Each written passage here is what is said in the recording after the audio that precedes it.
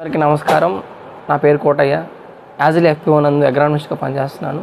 నేడు అధిక వర్షాల కారణంగా మునిగిన వరి పొలాలకు ఎటువంటి యాజమాన్య పద్ధతులు తీసుకోవాలో తెలుసుకుందాం. 2 నుంచి 3 రోజులు విత్తనాలు చల్లిన వరి నారుమడిలో 3 రోజుల కంటే ఎక్కువ నీళ్లు నిల్వ ఉన్నట్లయితే విత్తన మొలక శాతం అనేది తక్కువగా ఉంటుంది. అయినంత త్వరగా ఆ నీటిని నారుమడి నుంచి బయటికి తొలగించినట్లయితే విత్తన మొలక శాతాన్ని కొంచెం ఎక్కువగా పొందవచ్చు. 7 నుంచి 30 రోజులు ఉన్న 5 సెంట్ల నారుమడికి నీటి మునిగినట్లయితే 1 కేజీ యూరియా, 1 కేజీ పొటాష్ పిచికారీ చేసుకోవాలి. అదేవిధంగా తెగులు అనేది ఆశించకుండా ఉన్నట్లయితే 2 గ్రాముల కార్బన్డైజం ప్లస్ మ్యాంకోజబ్ కలిసిన సాఫ్ని పిచికారీ చేసుకున్నట్లయితే మనకు ఉన్న తెగులు పోవటం కానీ లేదంటే కొత్త తెగులు రాకుండా కానీ ఉంటుంది. అదే పిలక దశలో అయితే ఎకరాకి 20 కేజీలు యూరియా ప్లస్ ఒక 20 కేజీలు పొటాష్ వేసుకున్నట్లయితే నీటి ఎద్దడిని తట్టుకుని పైరు ఆరోగ్యవంతంగా ఉంటుంది.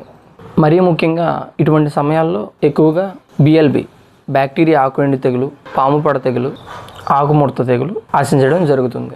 బ్యాక్టీరియా ఆకుఎండు తెగులుకు పొలంలో ఉన్న మురుగునీరుని బయటికి పంపించేసి పొటాష్ ఎరువును 2 దఫాలుగా పిలక దశలో, చిరుపొట్ట దశలో వేసుకోవడం వల్ల బిఎల్బి బ్యాక్టీరియా ఆకుఎండు తెగుల్ని అరికట్టవచ్చు. మరీ ముఖ్యంగా 5204 అనే బీపీటీ వంగడానికి యూరియా తగ్గించి వేసుకోవడం వల్ల ఈ తెగులని అరికట్టవచ్చు. పాముపొడ తెగులు, మాగుడు తెగులు అని కూడా అంటారు. ఇది ఆశించినట్లయితే హెక్సాకొనజోల్, వాలిడోమైసిన్, అజాక్సిస్ట్రోబిన్, టెబుకోనజోల్ కాంబినేషన్ కానీ లేదంటే టెబుకోనజోల్ ట్రైఫ్లాక్సిస్ట్రోబిన్ కానీ పిచికారీ చేసుకున్నట్లయితే మనం ఈ యొక్క మాగుడు తెగులని అరికట్టవచ్చు. అలాగే ఆకుముడత తెగులు, దీన్ని అరికట్టడానికి క్లోరంత్రనిప్రోల్ 0.4% గుళికలు 4 కేజీలు కానీ లేదా కార్టాప్ హైడ్రోక్లోరైడ్ 4G గ్రాన్యూల్స్ 8 కేజీలు కానీ లేదంటే కార్బోఫ్యూరాన్ 3G గ్రాన్యూల్స్ 10 కేజీలు కానీ వేసుకోవడం వల్ల ఈ యొక్క ఆకుముడత పురుగును అరికట్టవచ్చు.